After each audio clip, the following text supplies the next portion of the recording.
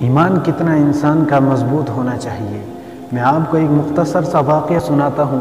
عمر فاروق رضی اللہ تعالی عنہ کے دور میں مسلمانوں کے قافلے سے جو ہے دو بہادر سپاہی بچھڑ جاتے ہیں اور ان کو یہود و نصارہ کا قافلہ جو ہے گرفتار کر لیتا ہے۔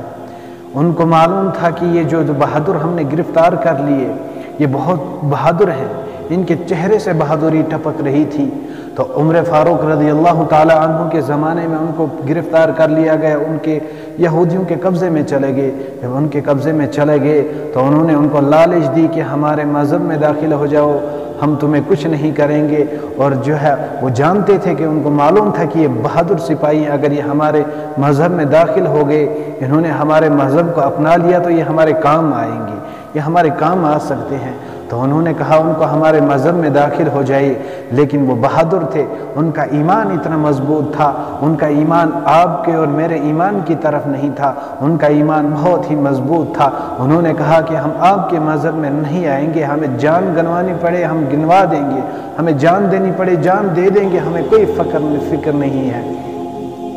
تو جب انہوں نے یہ کہا کہ وہ حیران ہو گئے، انہوں نے کہا کہ ہم تمہیں جلا دیں گے، مار دیں گے۔ انہوں نے پھر بھی اپنے ایمان کا سودا نہیں کیا، اپنے ایمان پر جمے رہے، کیونکہ عمر فاروق رضی اللہ تعالی عنہ کے دور میں اتنے پکے اور مضبوط مسلمان ہوتے تھے۔ وہ آپ کی اور میری طرح چند کوڑیوں کے خاطر ایمان کو بیچنے والے نہیں ہوتے تھے، انہوں نے ایمان کو نہیں بیچا تھا۔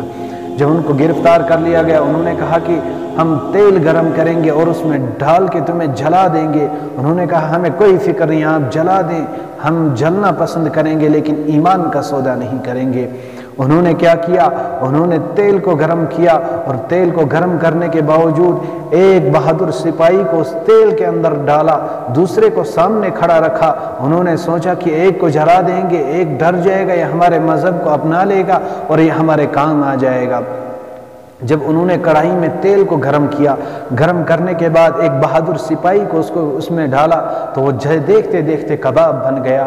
ہائے ذرا مسلمان میرے ایمانی بھائیوں، سوچو کہ اس وقت کیا منظر ہوا ہوگا۔ دیکھنے والے نے کہا ہوگا کہ میں اپنا ایمان بیچ دوں، لیکن نہیں، وہ جانتے تھے ایمان کے اوپر کتنی محنت کرنی پڑتی ہے، ایمان کس طریقے سے انسان کے اندر داخل ہوتا ہے۔ ان کی آنکھوں سے آنسو آئے اور جب انہوں نے دیکھا کہ اس کی آنکھوں سے آنسو آ رہے ہیں تو اب یہ مان جائے گا، ہمارے مذہب میں داخل ہو جائے گا۔ جب وہ دیکھتے دیکھتے کباب بن گیا تو اس نے کہا کہ اب آپ کی باری ہے، اگر آپ ہمارے مذہب میں داخل نہیں ہوتے، ہمارے مذہب کو اپنا نہیں لیتے تو آپ کو بھی جلا دیا جائے گا۔ انہوں نے کہا کہ آپ دیکھ رہے ہوں گے کہ میری آنکھوں سے یہ آنسو ٹپک رہے ہیں، یہ آنسو اس لیے ٹپک رہے ہیں، یہ ڈر کی وجہ سے نہیں ٹپک رہے کہ آپ مجھے جلا دیں گے، یہ اس لیے ٹپک رہے ہیں کہ کاش میرے جسم پر جتنے میرے بال ہیں اتنی میری جانیں ہوتی اور میں اتنی بار اس تیل کے اندر جلتا اور اللہ کے حضور اپنی یہ جانیں پیش کرتا، کل قیامت کے دن کہہ سکتا یا اللہ میرے پاس اتنی ہی جانیں تھی، میں نے وہ بھی قربان کر دی آپ کے اسلام کے لیے، آپ کے دین کے لیے۔ مسلمان ذرا اس واقعے سے سبق حاصل کریں کہ ہمارا اور آپ کا ایمان کتنا مضبوط ایمان ہے۔ ہمیں چند کوڑیاں کوئی دے دیتا ہے، ہم اپنے ایمان کو بیچ دیتے ہیں، ایمان کا سودا کر دیتے ہیں۔ اللہ پاک ہماری حفاظت فرمائے، اللہ پاک ہماری حفاظت فرمائے۔